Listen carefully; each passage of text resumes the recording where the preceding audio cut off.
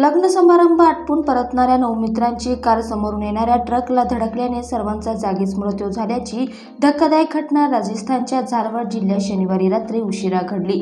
पोलिसांनी या घटनेची माहिती दिली। मृत सर्वजण भोपाळच्या डोंगरी गावात आयोजित एका लग्न समारंभावरून माघारी येत होते। या अपघातात मृत्यू झालेले सर्वजण 16 ते 30 वयोगटातील आहेत।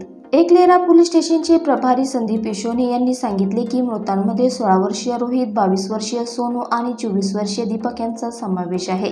हे तिघे भाऊ असल्याचे त्यांनी सांगितले।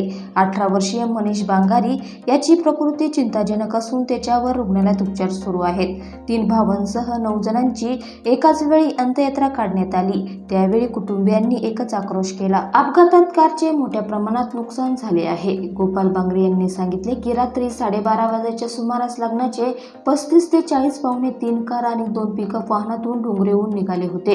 वाटेत ते चहा प्यायला थांबले, पण दुसरी गाडी पुढे गेली। 10 मिनिटांनंतर त्यांना पाचोळा गावाजवळ खराब अवस्थेत ट्रकमध्ये अडकलेली कार दिसली।